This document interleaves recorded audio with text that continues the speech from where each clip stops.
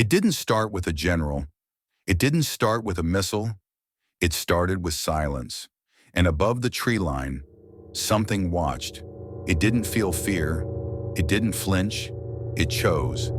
This is not the future of war. This is now. You're watching the Watchtower Report, where strategy meets reality. This week, we turn our eyes toward the first war shaped by artificial intelligence. The war in Ukraine has become a proving ground, not just for weapons, but for minds, machine minds. Both Russia and Ukraine have begun deploying AI-assisted drones, capable of tracking, targeting, and executing with limited or no human input. The Lancet loitering munition, deployed by Russian forces, has been adapted to identify heat signatures, track moving vehicles, and strike with precision after silently hovering for hours. Ukraine has responded with the Phoenix Ghost, a US-designed loitering drone believed to carry on-board AI guidance. In the skies over Donbass, drone-on-drone combat has now occurred. Silent machines circling each other, calculating without orders. AI-powered thermal vision has turned night into vulnerability. Real-time satellite feeds, cross-referenced by machine learning, now allow drones to identify likely command posts, ammo depots, and artillery setups within seconds. This is no longer manual warfare. It is software warfare. A soldier hides, the drone learns. A vehicle moves, the drone reacts. The battlefield is no longer human-dominated. It's observed, processed, and shaped by algorithms. But beyond flight comes thought. AI isn't just guiding drones. It's beginning to influence battlefield decisions. Ukrainian forces now use AI-assisted software to predict where Russian artillery is likely to strike, with up to 80% accuracy. Russia's own systems combine radar data, battlefield audio, and geolocation input to determine where to target, often faster than a human officer could decide. The United States has deployed Project Maven, an AI platform designed to identify enemy combatants from drone surveillance in real time. Palantir's battlefield interface now overlays live heat maps of troop movement, terrain analysis, and logistical projections, forming a digital twin of the war zone. But the AI arms race isn't limited to Europe. China has fused its AI development directly into its military strategy. The European People's Liberation Army has adopted a doctrine called intelligentized warfare, blending AI, quantum computing, and facial recognition into a seamless operating picture.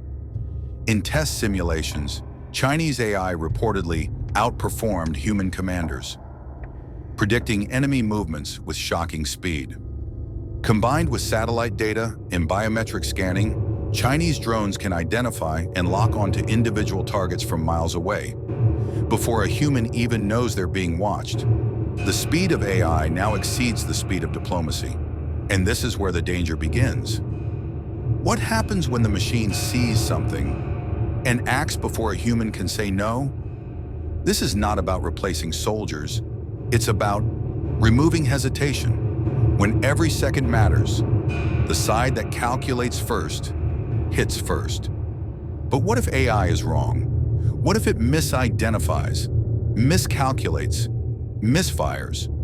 A drone makes a decision, a city burns, and there's no one to blame but the code. This is the dark mirror of progress. Speed becomes certainty, and certainty becomes destruction. We are approaching doomsday logic of artificial warfare, where acting second is fatal and acting first means trusting the machine. And the first nation to fully accept that wins. But victory, at what cost? The rise of autonomous warfare has opened a door that cannot be closed. No code of ethics, no Geneva Convention, no universally accepted rules. Just efficiency, speed, dominance. Nations are now training AI to kill, not just with drones, but in cyberspace, undersea, and in orbit. The United Nations has called for global regulations, but those with the strongest systems are the least willing to slow them down. According to a RAND Corporation study, AI-guided military systems are expected to replace over 40% of tactical battlefield decision-making by the end of this decade. Not assist, replace. When asked who holds the final authority, one defense executive answered bluntly, "The machine makes the call, and we confirm it, if there's time." This is no longer about strategy, it's about outsourcing judgment. And when the machine becomes the strategist, humanity becomes the variable. That's the future we're staring at, not through binoculars, but through code. And while most scroll past, we see it coming. What happens when the decision to kill is made without emotion? When there is no fear, no second thought, no moral weight? We have entered a new era of warfare, one where hesitation is fatal, and the first to hesitate is always human.